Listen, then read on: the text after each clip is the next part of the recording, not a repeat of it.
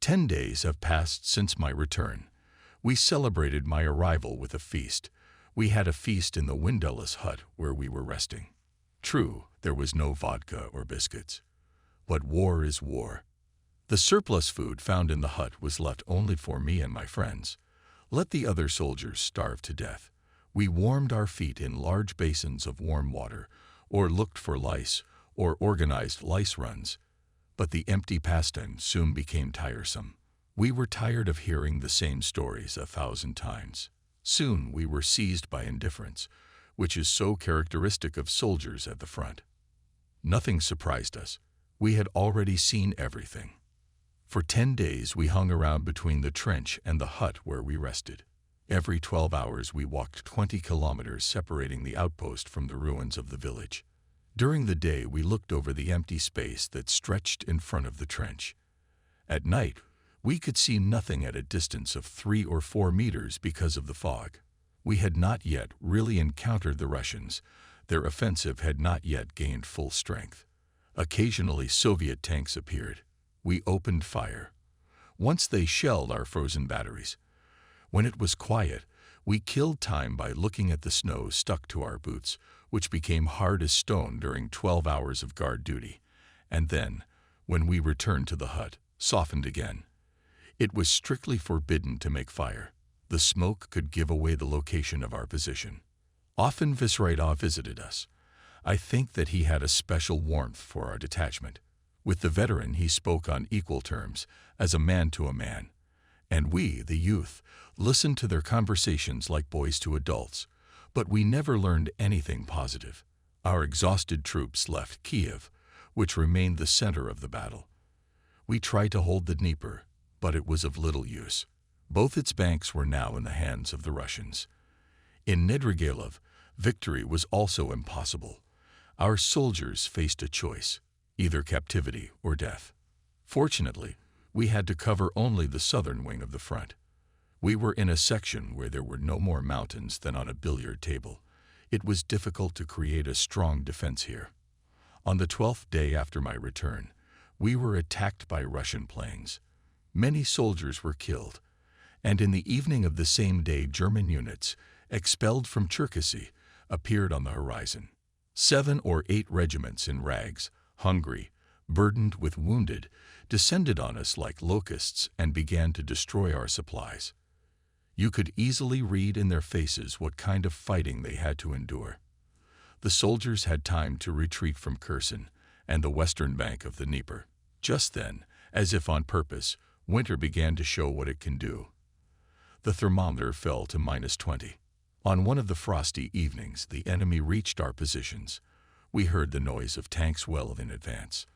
Like a hunted herd, the soldiers sitting in the trenches, wrapped in blankets and rags, listened to the alarming sounds and stared into the void with frozen eyes, which were tearful from the frost. Though no one saw anything, one and another spoke. Here they are. 1,000 thoughts, 1,000 memories flashed through our minds. A distant homeland, family, friends, desperate love. We went over the options for the outcome of the battle. Surrender, capture, escape, escape. Wouldn't it be better to die and end it all once and for all? But someone had already grabbed a weapon and imagined how heroically he would defend the position, would repel the Russians, and would stand to the death. But the majority resigned themselves to death. It was this resignation, however, that led to heroic deeds. Cowards or pacifists who opposed Hitler from the beginning often saved both their own lives and the lives of others despite desperate fear justified by the dire situation. In the face of the Russian hurricane, we fled. But we had no choice. We became heroes without glory. With difficulty, we overcame the superior might of the enemy. We stopped fighting for Hitler, for National Socialism, for the Third Reich, and even for our sweethearts, mothers, families under bombardment. We fought out of fear. It gave us strength. The thought of death made us impotent rage. Maybe it's a shame to fight for that. But such motives are far more powerful than any ideology. Yes, we fought for ourselves, not to die in trenches full of mud and snow. We, like rats, were ready to cling to the enemy, even if he was 1,000 times superior to us. Fear turned our positions into a desperately fought fortress, and it was difficult for the Russians to break through. We lay in the frozen ground and listened to the noise behind our trenches. A sack of potatoes, gals, stirred and came closer to me. "Do you hear that?" he whispered. "They've got tanks." Apart from the noise of the tanks, I heard nothing at first. Then songs were heard. They had been drawn out by the Russians. Now they were enthusiastic, like all the soldiers of the advancing army. A year and a half ago, we marched on Moscow. I was singing songs then too, the veteran said. The sounds that reached us grew louder and quieter. But they did not stop. The soldiers who had been resting in the hut returned to their forward positions. Everyone was now on the battle line. Even the auxiliary soldiers were forced to defend the village. The front line was shallow, but greatly stretched. Our division held 100 kilometers. Regiments stood close together. We were many, but they were 30 times as many. Icicles were forming on nostrils, lips, collars from breathing. The hands and feet of most of the soldiers were frostbitten. Usually in the evenings we walked from corner to corner around the trench to keep warm. But today it was just dangerous. Everyone froze in place. The ground and we ourselves were covered with crusts of ice. From time to time we had to warm our weapons. When we touched the icy metal, it was like an electric shock. The Russian troops to the east were silent. We could only hear the engines murmuring. From time to time we heard the death rattle of a horse. We were desperate for sleep. For 5-10 minutes we fell into slumber without closing our eyes. Then we came back to reality. We waited for dawn. At this time, people and animals often die of frost. The Russians were in no hurry. A whole day had passed since we heard the first sounds, but nothing had happened. Their counterattack would most likely have resulted in victory. We were ordered not to retreat. Each man was to have 4 hours duty in the front line and 4 hours rest. This kept the minimum number of soldiers in position. Many fell asleep at the guns, but suddenly woke up, pushed by their comrades. We were losing the sick and wounded. They went to the hospital on foot or on horseback, and no reinforcements were coming. Like a trap, the veteran said. At dusk, we found Leinberg. He was standing there without pants. He'd gone to a latrine nearby and was so cold he couldn't walk. When we saw him, he was crying like a baby. He wouldn't have lasted much longer. By the next morning, the Russians still hadn't moved to attack. We were getting more and more nervous. An airplane flew by and dropped 4 sacks of mail. I got 4 letters, 2 from my parents and 2 from Paula. They were all way late. The letters from France were a month late at all. I eagerly read the lines of Paula's letter. She had nothing good to report. She had been sent to a factory 60 kilometers from Berlin. It had become impossible to live in the capital. The parents' letter caused only irritation. My father, as always, limited himself to 2 lines, and my mother's pitiful tone made me furious. I told Wiener about it, to which he replied, "That's all the French are capable of, complaining." I realized from my mother's letter that she had no idea what was happening to me. Poor thing asked me to take care of myself, not to get into trouble, to follow all orders, and not to take senseless risks. I didn't even know what to think after reading such advice. I took my eyes off the letter and turned them to the white snowdrifts, from which the danger was coming. The letters I read did not inspire the soldiers. One or the other learned of the death of a close relative or friend in a bombing raid. "This mail is a nuisance," said a lanky fellow. He looked at his friend, who was sobbing like a child. In the afternoon, a blizzard began. We sent several squads to scout. The commanders got tired of waiting. They decided to provoke the enemy. We heard some shots. Then the scouts returned. They reported that they saw the Russians have a lot of different equipment. Before nightfall, my comrades and I were awakened. With beating hearts, we took up forward positions. Apparently, through the snowstorm, tanks were preparing to march on us. The frozen ground shook underfoot from the tracks. The soldiers standing at the anti-tank guns did not take their eyes off the telescopic sights, which had to be constantly wiped. Several anti-tank trenches were dug, but they were too few. We knew, if the tanks came through, we were finished. Everyone prepared anti-tank grenades. Olensheim, Ballers, Fravich and others were preparing to fire a large-caliber machine gun. Snowfall blinded the eyes. To the north opened fire self-propelled machine gun. The rumble of the tanks was unusually loud, but they themselves were still not visible. To the north, the battle had already begun. Despite the fact that a snowstorm had begun, and it was getting dark, flashes constantly lit up the sky. From the short bursts of anti-tank guns, there was an unusual muffled echo. Now the tanks appeared. They were coming at full speed. We counted 5 vehicles. They were running parallel to our line of defense. The anti-tank brigade was already firing. Weiner calmly put the muzzle of the machine gun in his shoulder. The muzzles of the tank's guns were pointed at us.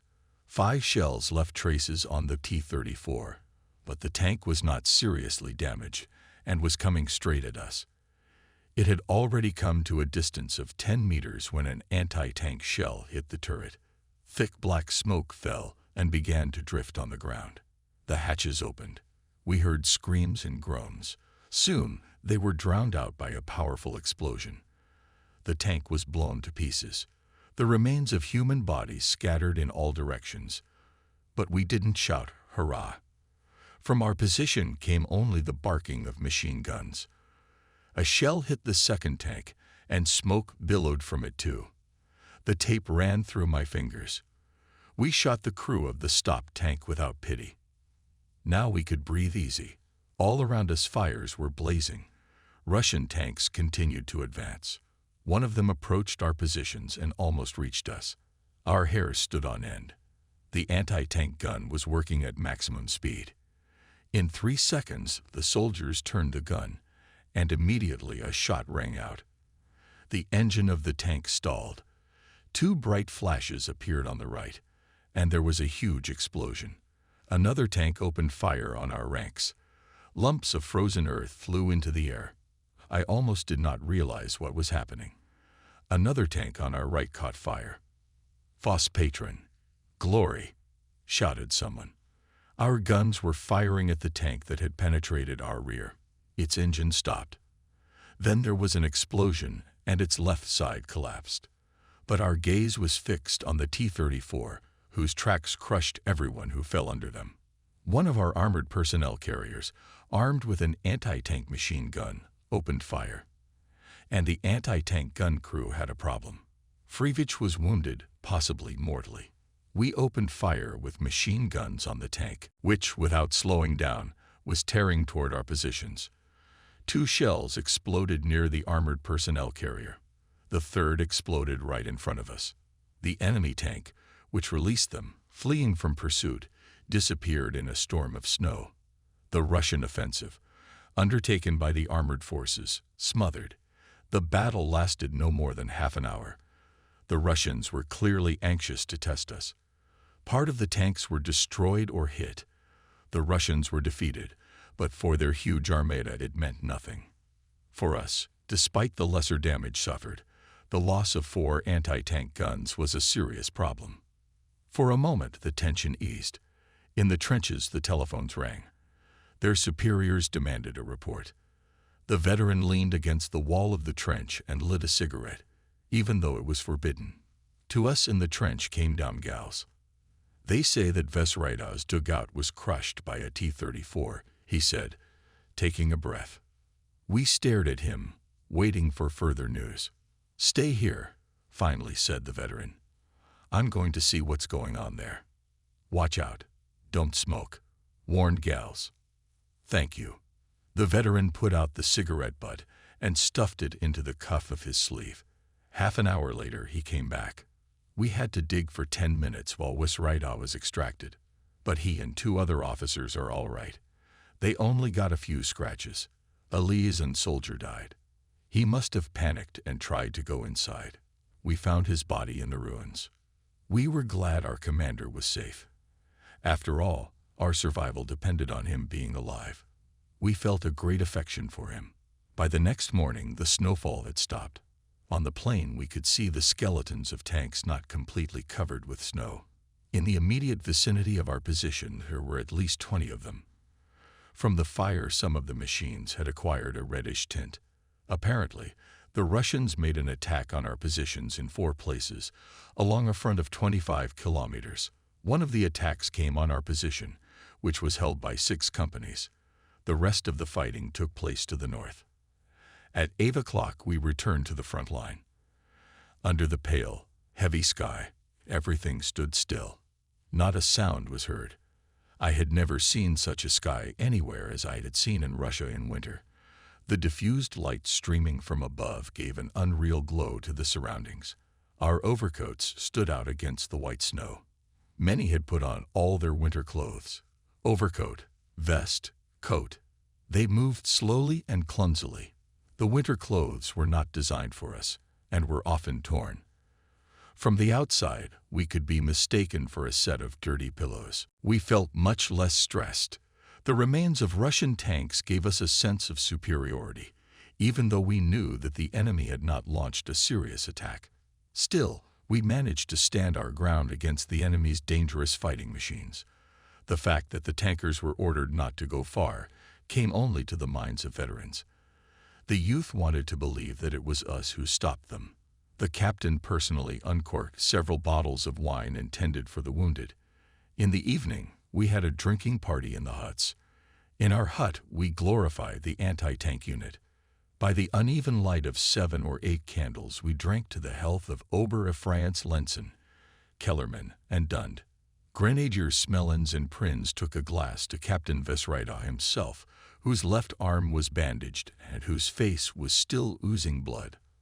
On the stretcher lay 2 wounded men. We supplied them with tobacco. Gals was enthusiastically recounting the progress of the battle. With his left hand, in which was clenched a glass, he gesticulated, and the right hand scratched under his arms. Leinberg, as always, when we were lucky, was in high spirits. He was more afraid than the others, and it was already showing on his wrinkled face. Some were already asleep, oblivious to the noise. Those who did not want to sleep were soon drunk. As usual, there were marching songs. We didn't know any others. In the semi-darkness of the hut, the whole scene seemed unreal. The veteran sang a Russian song. We didn't understand him. We did not know whether it was a revolutionary or Ukrainian song. Ukraine was friendly to us. However, it didn't matter now. Ukraine's days were numbered. Everyone sang what they wanted. There was a terrible noise. Gals clung to me, demanding that I sing something in French. Even though I was nauseous, I obeyed. I sang Samber et Maz and a few other verses. A drunken gals laughed and shouted, "Hooray, victory!" After this, a disgusting scene took place. Lenson lifted himself up, trying to keep his balance. Who's talking about the French here? What can one expect from these broads? He turned to Gals. He had started to dance, and now grabbed Lenson's arm, trying to drag him along with him. "You'd better shut up, you idiot," Lenson shouted. "Go stick your head in the snow instead of yelling." Gals, who was a head taller than Lenson, kept dancing. Then Lenson punched Gals and bellowed at him, taking advantage of his tiny rank advantage. "Lieutenant, at attention. What do you think you are? And you're the one who's shutting me up." Gals stopped dancing and looked angrily at Lenson. "Stand still," he shouted, "or you'll be sorry. You forgot about Sayer." Gals pointed at me. "He's half French. He's lived in France all his life. In fact, the French are on our side." Gals obviously read the same reports I did. "You're a fool. What makes you think that?" "But it's true," someone else intervened. "I read it myself in the Ostfront. I didn't know who to look at." "Come to your senses, you idiot. So what if those suckers come to our aid? What good are they? Anyone who thinks otherwise is no better. And our dark-haired Southerners are only capable of singing their love songs to the guitar." Lenson was referring to the eternal feud between South Germany and Prussia. Lenson, I said. You forget. My mother grew up on the outskirts of Berlin. So you have to make a choice. Either you're German, like the rest of us, or you're a frogman. I was about to say that I didn't have much to choose from, but Lenson didn't let me continue. In Poland, even in Chemnitz, they ask you to make a choice. I remember. But he had already made a choice, roared Gals. He's in the same boat as you, me and all of us. Well, then there's nothing to say he's French. Lenson's bravery was not to be doubted. He was awarded the Iron Cross for destroying the 7th tank. I was suddenly overcome with a feeling of powerlessness. It seemed to me that I would never achieve what Lenson had accomplished. The war, as usual, paralyzed me. Maybe the soft French blood that runs in my veins and that Lenson dislikes so much is to blame. How am I better than Leinberg? He's not a real German either. He was born somewhere in the south near Lake Constance. He is a typical representative of the dark-haired people for whom Lenson had just resented. Drunken merriment came over everyone again. But I stood aside and began to think how proud I was of my service, how glad I was that I was no worse than the comrades I loved so much, how desperately I fought against all adversity. Lenson's unexpected revelations called everything into question. I always thought he didn't like me. But in Poland he saved me, and I thought that my origins were not important to him. Now I know the truth. No matter how hard I try, my comrades, with whom I have suffered so much together, reject me. Do they consider me unworthy to bear German arms? I cursed my parents who had produced me half German and half French. Anger, sadness, a sense of loneliness overwhelmed me. I knew I could count on Gals, Wiener, maybe someone else. But even they were far from me, were near their blood brothers. And I won't be able to sing the German songs I like so much with peace of mind. And one day I will die, and my death will be no better than the death of a black slave beside his master. These thoughts were intolerable. The alcohol-induced longing was even more intense. I went outside for a breath of fresh air. I threw up.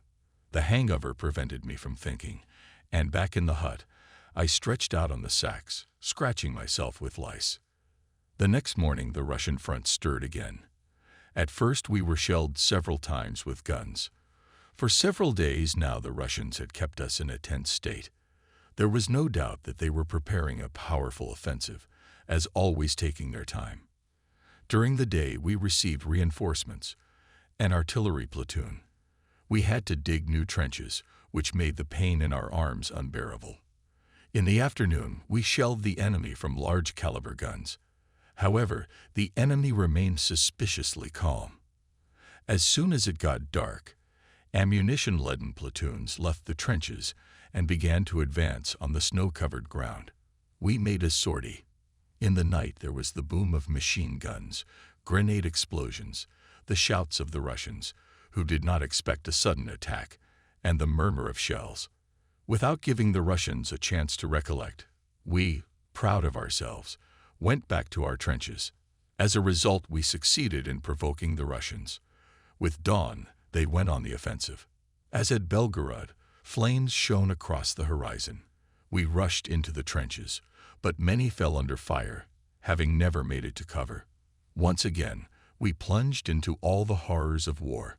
It is impossible to get used to the way your comrades moan in the throes of death, no matter how many times you see it. And although I thought I could die a death worthy of a Wehrmacht soldier, I turned into a hunted animal, mad with fear. We no longer counted on the Luftwaffe. However, unexpectedly for us in the sky appeared in the airplanes that delayed the Russian offensive. The next day, the enemy responded in the same way. The Russians tried to destroy our artillery by all means. As a result, at night, the artillery was withdrawn from its positions, and we were left alone with the enemy to perform feats. For 4 more terrible days we held our trenches, despite the fact that the Russians repeatedly made infantry attacks supported by armored troops. Whenever possible, we buried the dead where they fell. 83 names were crossed off the company list. Olenheim, who had recovered from a severe wound near Belgorod, was shot here on the west bank of the Dnieper. The Russians regrouped and launched a powerful new offensive. It turns out that they delayed it because they were finalizing the last preparations. The enemy artillery, which was becoming more active by the hour, poured deadly fire on us. The veteran was wounded and was waiting with the other wounded, of whom there were at least 100, to be evacuated to the hospital. Weiner's place was taken by a paramedic.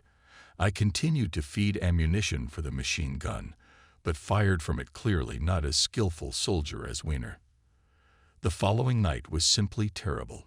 In my memory, only fragments of what happened. Night fell at 5 o'clock. It is only like that in Russia. In summer, there is almost no night, and in winter there is no day. We had just withstood 2 or 3 major attacks. Desperate cries on the left told us that many soldiers were dying there. Having emptied 5 magazines, I tried to keep warm by gripping the warm muzzle of the machine gun with my hand. The 6th magazine was the last.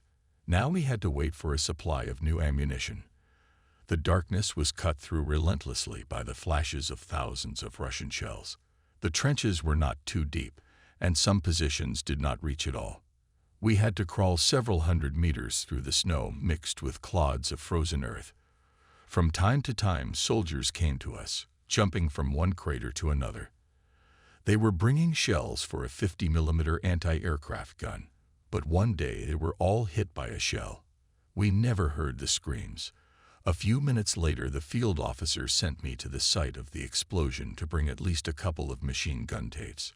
No sooner had I reached the spot than there were shouts of "Hurrah!" from the Russians, and then grenades and anti-aircraft shells rained down on us. I threw myself down on the ground.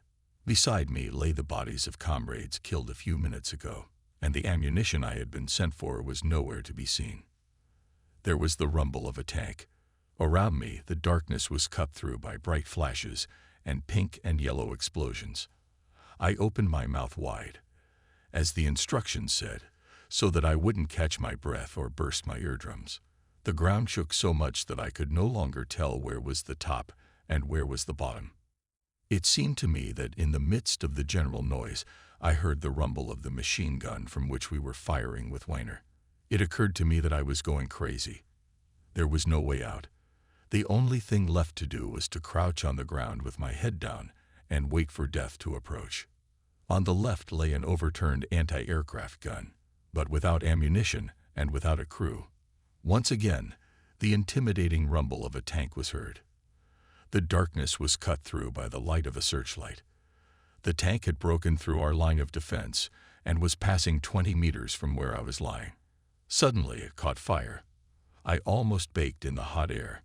In my semi-conscious state, I heard stomping feet and cursing that sounded distinctly neither German nor French. 3 or 4 pairs of boots were treading behind me.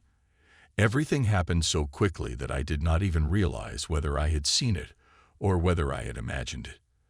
The machine gun kept going, and then there were shouts. Shells burst in the tank, scattering steel shards all around me. Then there was a lull that lasted about 45 minutes, barely able to stay on my feet. I got up and took a few steps toward the position from which I had left 20 minutes before, but there was nothing left of it, only smoke and motionless bodies. I turned and walked to the rear. I tripped over a dead body, realized that I had lost my rifle, grabbed the other one from a dead soldier and ran.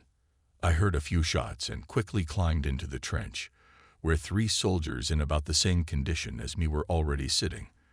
They were staring into the darkness with frozen eyes. I huddled at the bottom of the trench and tried to organize my thoughts. There were still thousands of arrow-sharp flashes in front of my eyes. I did not know what to do next, and only listened to the cries of the soldiers in the trench. To the south, the ground was burning and the sky was split by the rumbling. The Russians had broken through the front on the Dnieper. Several thousand German and Romanian soldiers awaited a terrible death.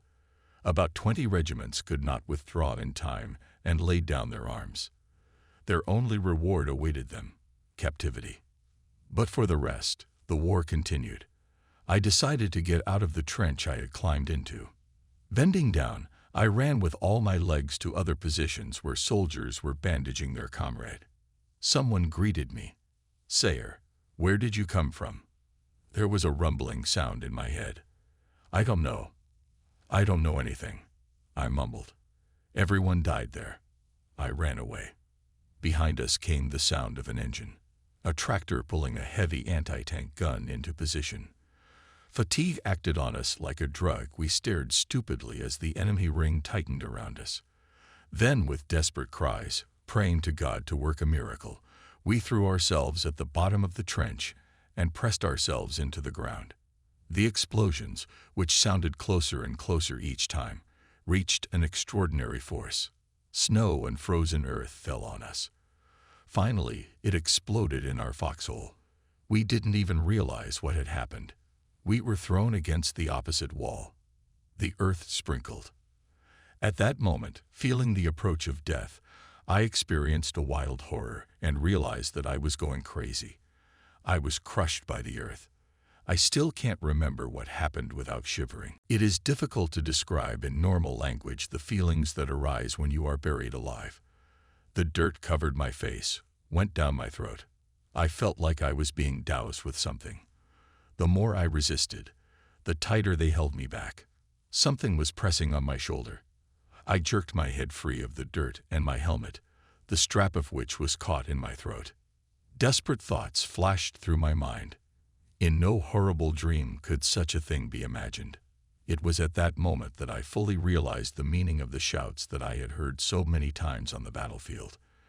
I understood the meaning of the marching songs that glorified the soldier who dies the death of a hero. Suddenly dark thoughts come over him. We marched side by side, like brothers, and now he's lying in the mud. My heart is torn with grief. My heart is torn with grief.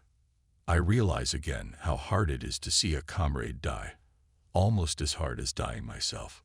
During the night, the Russians made 9 unsuccessful attempts to break through our lines. Try 1 or 2 more times, and their advance would have succeeded. For 20 minutes I, with difficulty getting out of the rubble, watched as the barrage of fire destroyed our rear, the remains of the village, and 700 men in our regiment alone, whose strength at the beginning of the battle was 2,800 men. Nearby in a pool of blood lay 2 soldiers. The dying man was buried under a whole meter of earth. He could only hope for a miracle. Another wounded soldier groaned in pain. He was covered with earth almost as much as I was. I freed him as quickly as I could and helped him to the rear. On the way I spotted a rifle and picked it up again. The rest of the night involved a lot of problem solving. All the odds were against us, and the stakes were one: life. At dawn, in the first rays of the winter day, the front quieted down. The remnants of our regiment gathered. Above the snow-covered plain, dotted with shell craters and corpses, a steely smoke was curling. Those of the wounded who had not yet frozen to death were moaning. Their groans resembled the howling of the wind on the roof of a hut in a lost village in the middle of the steppe. Squads were organized to help the orderlies. As usual, the Russians gave us the opportunity to engage in rescuing the wounded. The enemy soldiers were for the most part left on the spot. In connection with the retreat in our army reigned disorder. There was almost no opportunity to take care of thousands of wounded, the number of which was constantly increasing, and the Russians had no hope for us. While the medics were tending to the wounded, a dozen soldiers gathered in the dugout behind the ruined huts where we had slept before. Captain Vesrida, who had just arrived, was among them. Despite the foreboding of disaster, we greeted our friends with joy. Gals, Lenson, Lindbergh, all survived. I was helping a corporal bandage a badly burned hand when Vesrida announced the retreat. He sent us to help the officers count the company and regroup. At dawn, we were to march out. I went with Lenson to find the remnants of his platoon. The Russians had suffered too, and were now licking their wounds, preparing for a new offensive to crush the remnants of our front. But so far there was no sign of danger on this cloudy December day. Lenson couldn't understand what had happened to me. He was amazed that I had survived it all. I explained to him that I didn't understand anything, but he wasn't interested in my opinion. He came up with his own version of what had happened. The warm winter clothes were gone. All that was left was my overcoat. While running away, I picked up a rifle. It turned out to be Russian. Everything made sense to Lenson.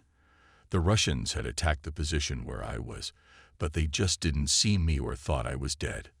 A melee ensued. I managed to snatch the Russian's rifle, and shooting back, made my way to my men. "You just can't come to your senses," Lenson insisted. "It's all right, you'll remember later. I don't see any other explanation." Lenson's version, of course, suited me just fine. I myself remember only the flashes and rumbling, which completely deafened and blinded me. I could no longer distinguish between west and east, between up and down. Perhaps Lenson was trying to make amends for the night before. At dusk, which came shortly after noon, the German army left the second front on the Dnieper. The main forces of the Russian army was on the offensive against the German and Romanian troops concentrated to the south. Our units were given the opportunity to withdraw from the occupied positions. Everything that could not be taken away with them had to be abandoned.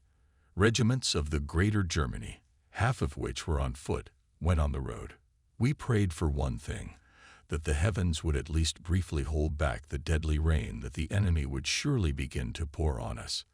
The experience of the previous day prevented us from reacting adequately to what was happening. We looked at everything with frozen eyes, as if we had been drugged. An officer was speaking in front of us, either with a speech or a report, but we heard nothing. We looked up at the sky to avoid thinking about the earth that sustained human life. Either an explosion or a field officer's whistle could have brought us out of lethargy. But at least a semblance of order was maintained in this sector. We, too, tried to regain at least a little of our former strength and morale. The Russians were advancing southward with such fierceness that Romanian territory was enemy territory as well. Soon we would be fighting in Hungary and reach Budapest. The officer continued to razzle-dazzle. He talked about a counteroffensive, the need to seize the initiative, to regroup. He even mentioned the word victory, although it had long since lost all meaning for us. We had not accepted the inevitability of defeat, but we had already realized that it was impossible to win. We knew that we would be required to make every effort to defend ourselves, but we also understood that we would not be able to stop the enemy at the German border. Despite this, we were not going to surrender. Those who survived did not want to accept the facts. Then, although we were very determined, we were in no condition to fight. We needed some rest. "General Friesener has re-established the southern front," the officer rumbled. "Our regiments will be reformed and reinforced with significant reserves. The enemy must not go any further, and you will stop him." We were divided into platoons, companies, and regiments, and loaded into cars. Gasoline was still available. The Great Germany units were sent to the north, which we were surprised at, because the main parts of the division were fighting with Army Group Center. Some companies had already fought with Army Group North. We reached the train, standing on a single track. It was covered by a pine forest. There was no station. We rode in a variety of cars. The platoon I was in was loaded on an open platform, exactly as I had already arrived from Poland to Russia. Today Russia was no longer to be feared. The Germans had long ago been driven out of it. We were heading north. We moved cautiously, fearing mined roads and bombing. We reached Lodz by train. We stayed there for 30 hours. The front line was close by. As in all border towns, Lodz was full of troops and was also regrouping. From the regimental list a quarter, then a third, and even half of the names were crossed off. All of them were killed or missing. In Lodz, there was a Greater Germany assembly point set up in a candy store. All the counters and goods were pulled out of there. On the door of the gatekeeper's room hung a sign with the image of a white helmet on a black background, the emblem of the regiment. Sentries stood on either side of the door. "Here we are," said Lenson. "Welcome back to the Great Germany." For an hour and a half we wandered around the city from which all the civilians had left, to find this house. Lieutenant Vollers handed the officer a list of the soldiers with him. The list listed companies, regiments, and platoons. There were 200 of us. "This is the list of those who came with me, Mr. Captain." "Did you bring a horde of Russians, Lieutenant?" asked the captain, looking us over from head to toe. Many were dressed in Russian coats. "My fault, Mr. Captain. We don't have enough uniforms." "Yes," sighed the officer. "Let's hurry to the warehouse." He nodded toward the squat building. "Maybe you'll find something. Only one foot here, the other there." There were enough uniforms in the warehouse. A lot of people had gotten almost everything they needed. While waiting, we looked at the newly mobilized. It was the Volkssturm, a battalion of new recruits. Yes, things went very badly if they take such people to fight. Some of the recruits were at least 65, but it was even stranger to see young men. To us, who had been through so much at the age of 18, 19, 20, the young reinforcements seemed to be young men, but not teenagers. Here, on the other hand, we were faced with real children. The oldest were 16 years old, but there were some who were clearly no more than 13. They were dressed in worn-out uniforms meant for men, and on their shoulders they carried rifles hardly larger than themselves. The scene was both comic and tragic. They had an anxious expression in their eyes, but they did not yet know where they had been thrown. Some were laughing, oblivious to the rigors of the discipline they had been taught for 3 weeks now. Some had satchels. Instead of textbooks, they contained food and clothes carefully stocked by their mothers. Some were selling candied sweets, the kind of candy that was on cards for those under 13. The old men walking beside them looked at them with uncomprehending eyes. What would become of them? Where would they be sent? The questions remained unanswered. Did the command expect to stop the Red Army with their help? Would total war swallow them up? Are the Germans heroes, or have they gone completely insane? Who will appreciate such self-sacrifice? We stood in silence and watched the recruits' childhood end, and we were powerless to help them. A few hours later, we were brought to the assembly point in Meda. Here was a large part of our division, which had separated from us in the south. Even our regiment was there. We saw the familiar faces of the officers and were surprised to see how powerful great Germany was. Our mood improved because no one wanted to accept the inevitability of collapse. We had to look for the lesser evil, either bloody battles or captivity, or simply the end. The gaps left in the division were now filled by young recruits. Among the old acquaintances, we were surprised to see Wiener, a veteran. He was no less surprised than we were to learn that we were still alive. "We can't part," he exclaimed. "When I left you at the second front on the Dnieper, the future seemed so bleak. I never thought I would see any of you again." "Many died," said Wohlers. "It can't be helped. War." We informed Wiener of the death of Fischreida and Frisch, and he gave us the names of others who were no longer with us. We asked Wiener if he knew anything about Germany, how the civilians lived there. We all had someone to worry about. We listened to him with bated breath. "I was in the hospital in Kielce, in Poland," he said. "I lost so much blood that for 2 days, they couldn't do anything about me. I never thought I had so much life in me. It's so easy to take your last breath and fall down the hole. But it wasn't. For 10 days I moaned. The first 2 days were particularly bad. I got some kind of disease, and then they had a lot of trouble with me. But I'm here now, and I'm looking forward to another goddamn fight. Now I'm sick from the damp. It turns out I've got rheumatism, and that's incurable. You old joker. But you should have been given a vacation." "Yes, gals. I was in Germany. I've been to Frankfurt, not the one on the Main, but on the Oder. I could have gone deeper, but why? They put us in a girls' school. Only there were no girls there. They wouldn't let us eat. Well, at least they left us alone. By the way, have you noticed I'm missing an ear?" He had a sardonic grin on his face. When we looked, we saw that he had indeed lost his right ear. There was a pink scar that looked like it was about to burst, but many were missing some body part. We didn't pay attention to such details anymore. "Yes," said the prince. "You look like a dead man from this side." The veteran smirked. You're so used to talking to dead people that now you see them everywhere. Enough talk, Zolma intervened. Better tell me, how is it in Germany? Well, how to say? There was silence. It lasted for ages. How is life in Frankfurt? Feldfebel Sperlowski pushed us out of the way and squeezed in closer. Frankfurt was his hometown. His family was probably stationed there. The veteran lowered his head. He was immersed in memories. The school was on the east bank of the Oder, on a hill. From there you could see half the city. Everything was gray, the color of dead trees. Here and there, walls blackened by the fire. People lived like infantrymen in a trench.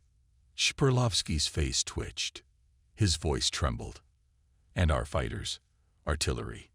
Isn't the air defense active? Yes, of course. But what's the use? Don't worry, Sperlowski, said Walters.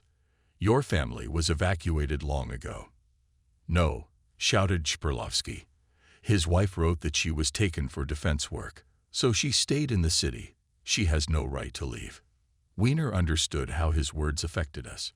We were expecting good news, but he didn't care. There is a war of all against all. He repeated like a robot. No one and nothing will be spared. German soldiers must be ready for anything. Shocked, Sperlowski stepped back. He staggered as if drunk.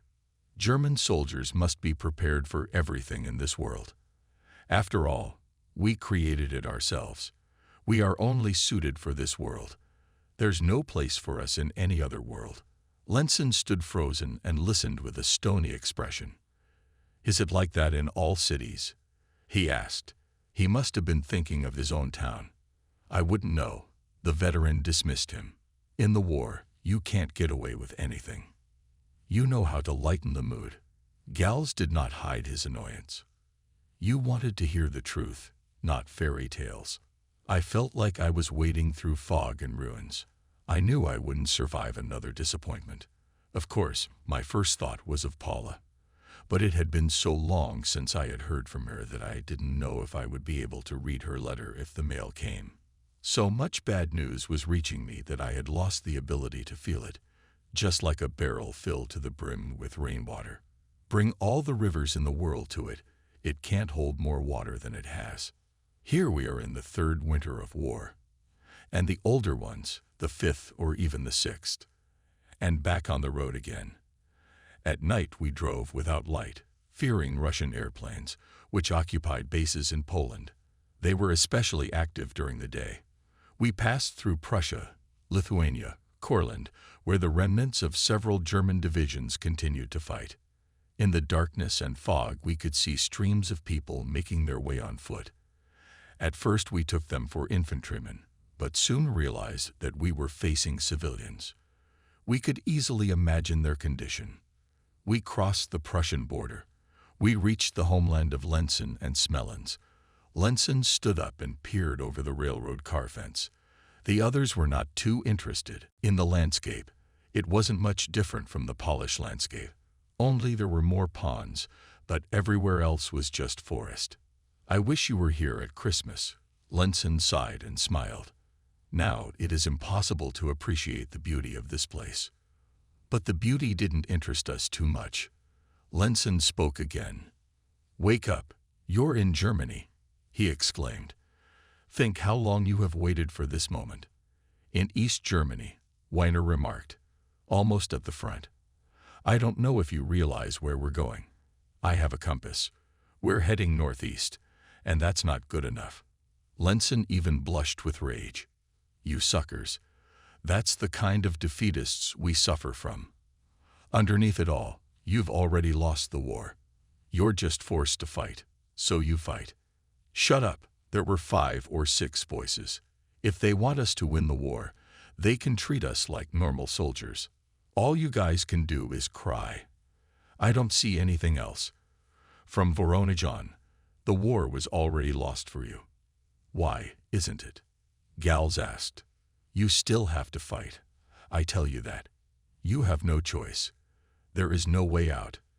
The veteran stood up. Yes, Lenson. We will go into battle. We, like you, cannot bear defeat. We really have no choice. I certainly don't. I've become part of this machine, and I can't do otherwise. I've been fighting for too long. We looked at Weiner in surprise. We thought he was used to everything. And now he says it's worth living for something that has cost him so much. Lenson didn't stop. And we thought about the future the veteran had pictured for us. For me, a Frenchman, Prussia seemed so far away, so unnecessary. But Weiner also spoke of what I had fought for. Despite everything, I felt in solidarity with him. The fighting was getting bloodier and bloodier, and in such circumstances we had to unite. I was part of the regiment and fought without much pity about the possibility of my death. Death would end the fears of the past, present, and future that overpowered me. There was a sort of fog in my mind. No, not joy, but a sense that I had finally come to realize my destiny. I wonder if this is what my comrades think. I don't know, but everyone seemed to be experiencing something similar. For several hours we traveled at a slow speed. Finally, the train stopped. It was a misty gray morning. We walked to the wooden structures, the sight of which reminded us of the recently lost shelves. We were given an hour of rest, a cup of hot water with soy grains. Think about it. Somebody volunteered for the army, hoping to be fed for free, said a soldier. You can't find volunteers now, said another. Now many people don't even dream of becoming an officer. They know that they won't even have time to get the epaulets of a lieutenant. A bullet will catch them before they do. However, the bullet didn't catch someone. A major, probably the camp commander, spoke before us. Soldiers of the Greater Germany Division, your arrival at your positions overwhelms us with joy. We know how bravely you fight, and we are counting on you. The same feelings are felt by your comrades in arms who are fighting now in the Polish forests near our borders. Your arrival gives us new strength. We have before us the most difficult task, the defense of German and European freedom from the Bolsheviks. They want to take it away from us, and for this purpose they are ready to use the most extreme means. Today, more than ever before, we must act as one man. With your help, we will be able to withstand the Russian horde. Consider yourselves the pioneers of the European Revolution. Be proud that it is you who have been chosen for this most difficult task. I send you the congratulations of the Führer and the High Command. Transportation and food have been provided especially for you. I know that as long as a single German soldier is alive, no Bolshevik will be able to set foot on German soil. Heil Hitler.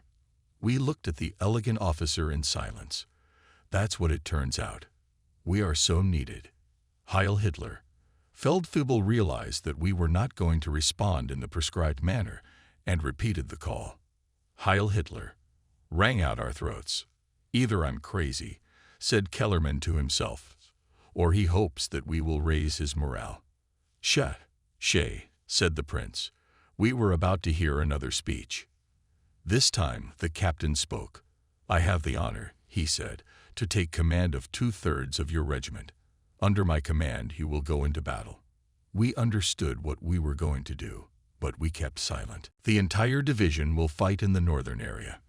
It will be divided into several areas in order to provide widespread resistance to the Russians, who have concentrated in the sector of large forces. I expect from you the highest heroism. We can't do without it. This is where we must stop the Russians. No one will be allowed to waver or neglect their duties. 3 officers can form a court-martial at any moment and mete out any punishment. Poor Frosch. How many officers have decided on your execution? We'll either be victorious or disgraced. No Bolshevik should ever set foot on German soil. And now, friends, I have good news for you. You'll get mail, and some of you will be promoted. But before you rejoice, you'll get new rations and uniforms from the depot. At ease. Heil Hitler. We went our separate ways. My mind was a mess. Everything seems to be going well, I said. The bastard. He'll be happy to watch us get killed, hissed Gals. We lined up in front of the big hut. That's who we got to replace Vesrida. I have a feeling we have a lot more to be surprised about, Prince. Oh, don't be. We've heard enough nonsense already. He's one of the fanatics, said Gauss. Not at all. He's right, said Wiener. We turned around in amazement. He's right. Either here or nowhere. I can't explain why, but he's right. We stared at Wiener with uncomprehending eyes. How his eyes had changed. I'll tell you later, Wiener said. It won't get through to you now anyway. Paula, I am writing to you and looking at the letter I have been waiting for so long. As I read the lines you have written, I forget the Eastern Front, which still holds so many dangers. I hold your letter in my hands. It's a miracle it came down from heaven. I need a simple word. Simple words are what we lack. I read your letter, and our comrade Smellens, who is lucky enough to believe in God, prays. But nothing can help us now, Paula. Prayer is like vodka. They only numb the pain. We don't even know what happiness is anymore. We're happy when it's daytime, because darkness makes us think of death. I've been promoted to the rank of Ober-Effleur. Although the epaulets are still in my pocket, I already feel like an important man. All the horrible things we've been through have turned us into men. There's a roar coming from the east. Maybe it's just the wind. I look forward to your new letter. For several days in a row we fought battles as we continued our retreat. We were led to believe that the Bolsheviks would never set foot on German soil. But in 5 or 6 places the powerful armies of the Soviets had already crossed the German border and penetrated to a depth of about 50 kilometers. The 3 armies had crumpled the German soldiers who were defending the country. The survivors dragged behind them remnants of armaments by which alone one could realize that they were still fighting. Unfortunately, I am unable to describe in detail the confusion that prevailed at this time. I can only tell you about the deaths of my friends, Prince, Sperlowski, Zolma, and also Lensen, because, in spite of everything, he was a true friend. I want to pay my last tribute to Lensen, to tell about his death, which still stands before me now. Whatever Lensen may say about me at times, I am sure that for all of us, for his homeland, he was a true soldier, ready to sacrifice his life without a second thought, so that any of his fellow soldiers could have an easier time. The way he died serves as an extra confirmation of these words. Perhaps it is because of him that I sit here now and write these lines. Lensen would never have endured the defeats that came to the troops of the Eastern Front. They were impossible to avoid, as well as cancel the order in the name of which he died. Those who have only one thought in their heads can only live for it. Beyond that, they have nothing but memories. Our attempt to save the Courland Front ended in failure. The Soviet armies reached the Baltic Sea in several places. The Northern Front was split into 2 parts, near the Gulf of Riga and Liepaja, and west of Liepaja, in Prussia and Lithuania. The division was divided into several detachments, the purpose of which was to break the enemy by undertaking the simultaneous offensive in several points. For the most part, it ended in failure. From the offensive, we were forced to go on the defense. At this time, the division was trying to regroup in order to create a defensive front 60 kilometers to the northwest. Bad roads, fuel shortages, mud, and bad communications slowed down an operation that under other conditions would have taken us almost no time at all. To top it all off, we suffered from enemy aviation. After each night raid, disorder reigned in our weakened ranks. Having received orders to retreat, the officers decided to divide us into small formations so that we would not be a convenient target for airplanes. However, if such tiny units were attacked by an enemy armored platoon, there was little chance of survival. Under the circumstances described above, an incident occurred, after which we were almost written off as dead. We were in a village that was nothing special, just a few huts. "I've definitely been here before," Lensen said, shocked by the terrible state of his homeland. "Everything is so different. I don't recognize everything, but there are villages I know, that's for sure. My village is about 100 kilometers from here." He pointed to the southwest. "That's near Königsberg. I've been there a couple of times. And once I went to Krantz. It was raining, but we didn't care." He laughed. Neither the retreat nor the cold had any effect on Lenson. In his native land, he was as if reborn from the ashes. But the disturbing silence in the village made him fearful. The villagers had fled the day before. There were 300 of us. From the march, which began at dawn, we were completely exhausted, sitting and waiting for the distribution of food. Only Lenson stood. He measured with his steps the length of the stable, against which the others leaned with their backs. Outside, the rain was dripping. Amidst the rather heavy explosions heard from the southeast came his voice. The sounds of fighting no longer affected us. They became the daily background of our lives, and we paid no attention to them unless there was an immediate danger to us. We became like those people who cannot relax and enjoy life unless a tape recorder is blaring. Apparently, they are afraid of real silence. Unfortunately, we were unable to turn off the noise, but we would have gladly done so. Except for Lenson's passionate ranting, everything was fine. About 30 meters away, 6 soldiers were cooking. The rest were just resting, eyes closed or staring into space. Autumn blew a damp freshness into our faces. We had been through so much suffering that we no longer felt anything that would normally make us feel despondent. We were almost unconscious and paid no attention to the groans or to the suffering of others. The wounded were screaming and dying, but this did not prevent us from falling asleep at the first opportunity.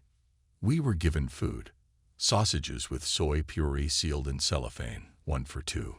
Cold, obviously. During the retreat, those in charge of provisions had shown a miracle of dedication. They had collected so many old crumpled potatoes that it was enough to fill a motorcycle sidecar. Now they were being distributed to the soldiers. Suddenly, 4 of our comrades jumped over the fence. They were running at full speed and waving their arms. "Ivan," they shouted. We all, as one, rose from our seats. It became clear that in the next few moments we would face another battle. The expression of hunted animals froze on our faces.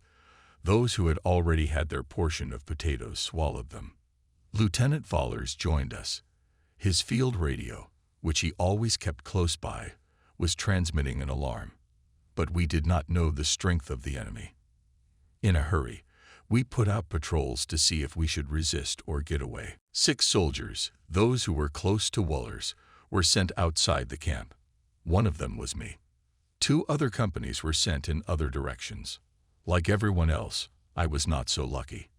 It felt as if we had been deprived of sleep for some unpleasant duty. We went behind the stables, where we had been until a few minutes ago, and found ourselves on a lawn where old logs were lying around. We should not have underestimated the danger. Out of desperation, we both hated death and sought it at the same time. The rifle weighed on my hands like a useless thing. There was no point in relying on it. There was a time when its weight, butt, and bayonet gave me confidence. But today, no matter what weapons you have, it is still impossible to organize a proper defense. We walked across the lawn to several buildings, split into 3s, and proceeded as cautiously as if we were carrying dynamite. We rounded the corner of a hut. In the distance we could see trees, and beyond them a road on which the soldiers were marching, and from afar the new companies were approaching. "There are at least 300 of them, or even all 4, whispered the soldier next to me. "Look at that." Behind the hut were barrels of tar. Trying not to make noise, we moved behind the barrels, and immediately found ourselves face to face with 4 Russian scouts. They also hid behind the barrels. The Russians did not take their eyes off us. There seemed to be a kind of lethargy on both sides. No one fired a shot. Eyes wide open, we looked at each other. With calculated movements, both we and the Russians withdrew under cover of the house. "Well, that's enough," Weiner muttered. "Let's go." It felt like we were dreaming. A quarter of an hour later, we were already digging trenches in the north of the village. According to intelligence, against us was an infantry regiment of 200 or 300 men. We were also 300, and there was no order to retreat.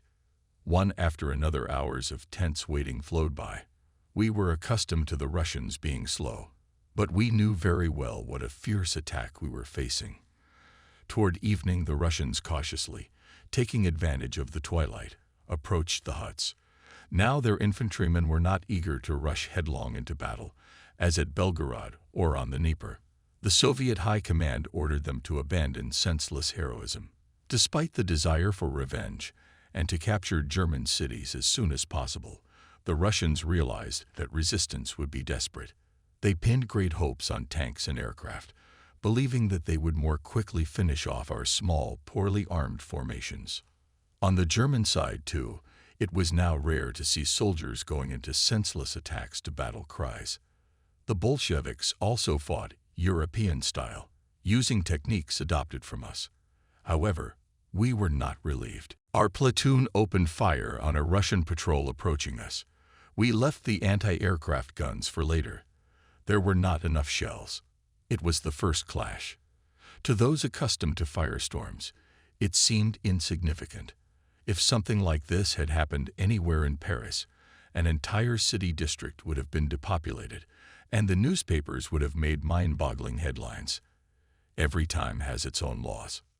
The Russians, under cover of darkness and fog, were closing in on our positions.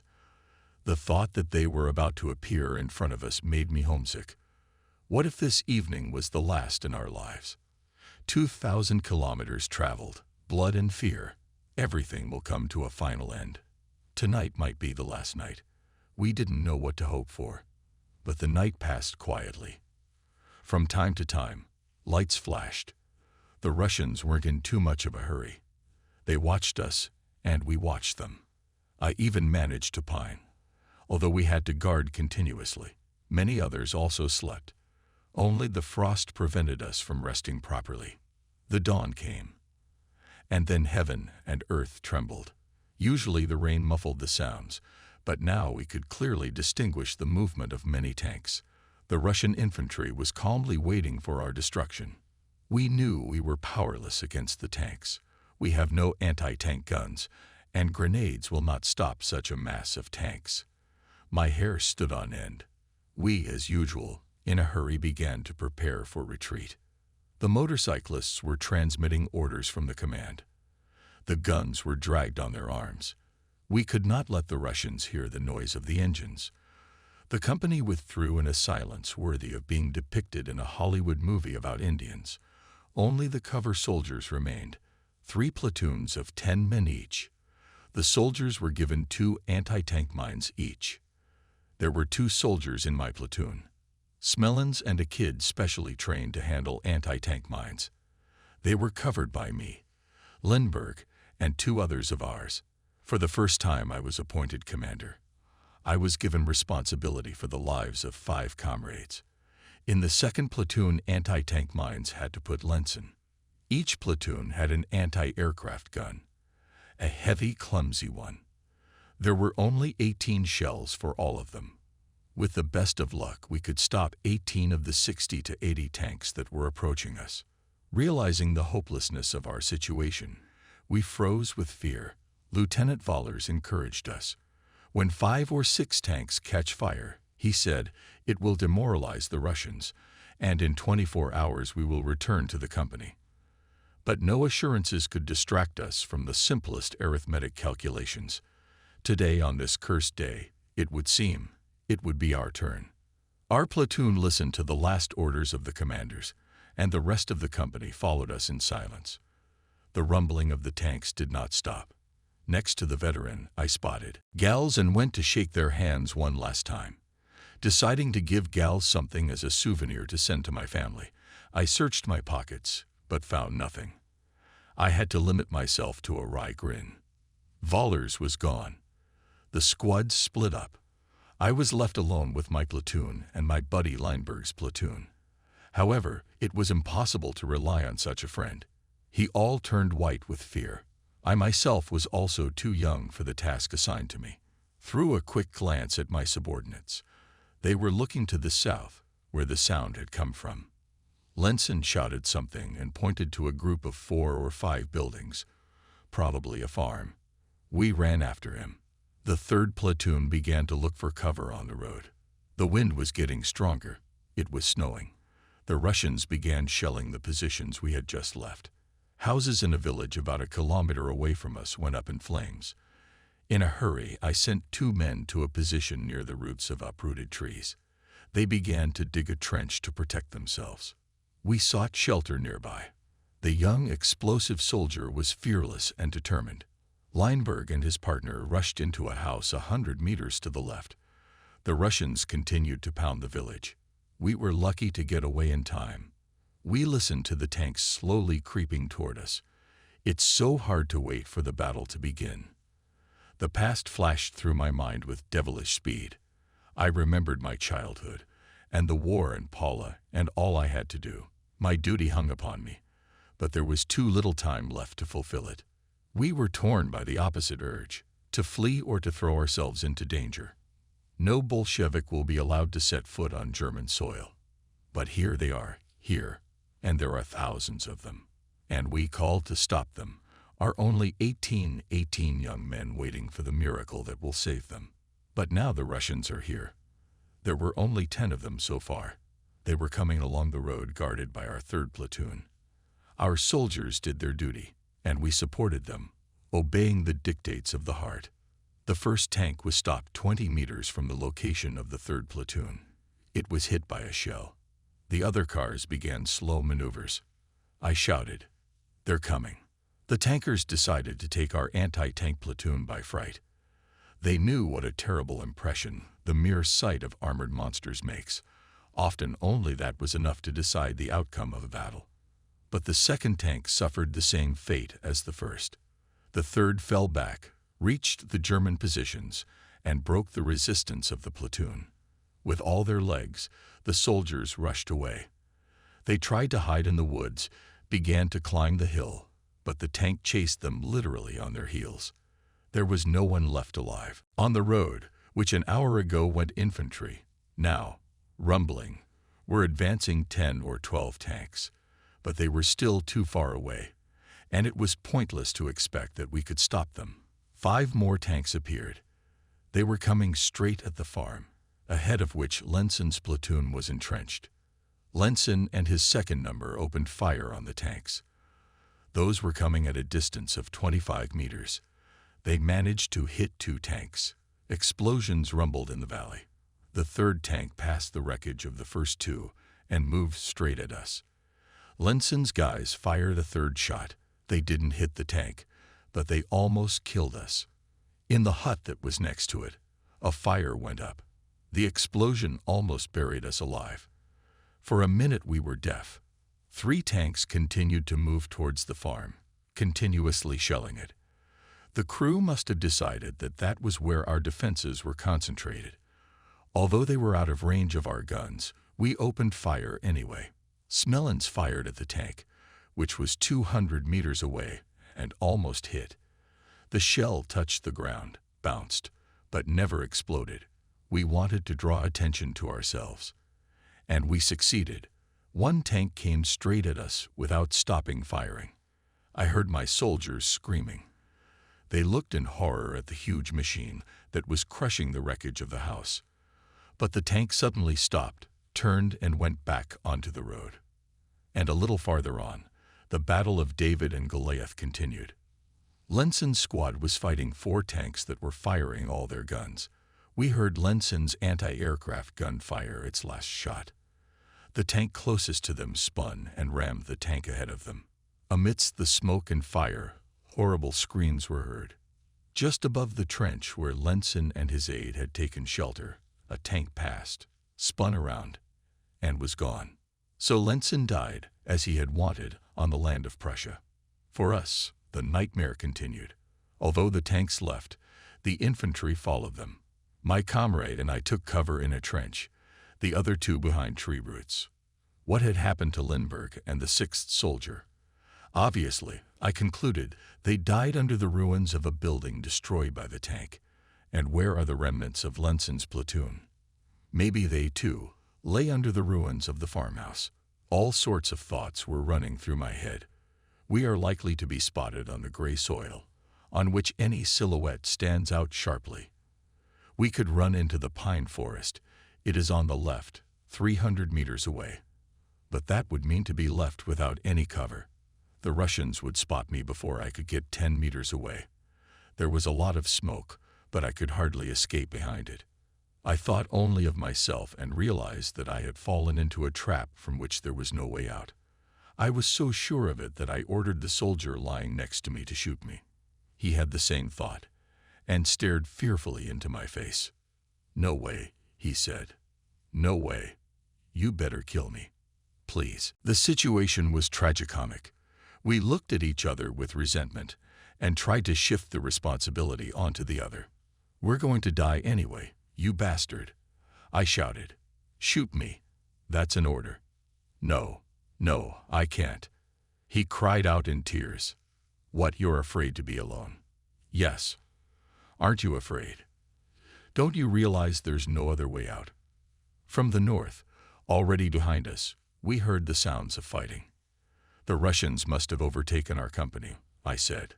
We looked at each other in silence and motionlessness. What to say? Everything had been said long ago. Then 2 soldiers appeared, hiding behind the trees, and soon Lenberg appeared. He was carrying the wounded man. Among the ruins of the farmhouse we noticed figures moving rapidly. Cautiously they went into the woods about 200 meters away from us. "Let's run there and us," Lenberg begged. "The Russians are close by." "It's easy to say," I responded. "Look at that. We'll have to go through without any cover." It was hard to argue with that. Everyone looked from the woods at the edge of the village to me. If only I had had the courage at that moment to inspire the others with the idea of possible rescue. But I was unable to cope either with the circumstances or with the soldiers who expected me to make a decision. Lenson's prophecy had come true. I was no commander. And my powerlessness was manifested right here, 100 meters away from the place where Lenson had died. I tried to think of something, but the situation was hopeless. I knew that my comrades would make the decision for me, which was mine to make. Am I really just a coward? Am I no better than Lenberg, who was afraid in the open, knowing how much we despised him for it?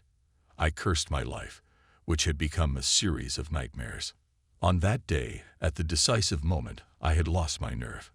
I had failed to live up to my own and others' expectations. My head was wobbling like a drunk's head when gaiety is replaced by despair. I was fully aware of what was happening, that the panic so paralyzed me that I stopped thinking, and I'll never forgive myself for that. Time was running out, and it could have been used for the good of us all. Fear drove me into the abyss at the most crucial moment, in the midst of 5 soldiers on the verge of insanity. I no longer looked to see where the danger was coming from. I turned inward, but there I found only despair. We heard the rumble of a new group of tanks, the grinding of wheels, the rumble of engines. We were ready to scream with fear. Overcoming himself, Lenberg stood up. He wanted to know what was going on. He had lost his rifle, but he didn't think about defending himself. A crazy thought was born in his head. He bent over the edge of the trench. He had grenades clutched in his hands. Again, there was the rumble of large-caliber guns. And then a truck appeared from somewhere and machine guns started talking. We stared at each other in silence, not believing our ears. We heard German speech. Someone looked into the trench. It was a German officer. Probably he thought we were all dead and went away. But in a couple of minutes we were pulled out by 2 tankers. The German troops did launch an offensive. It was led by 2 SS armored regiments that hit the Russians in the rear and caused them heavy damage. We even took a village for a couple of days before another retreat began.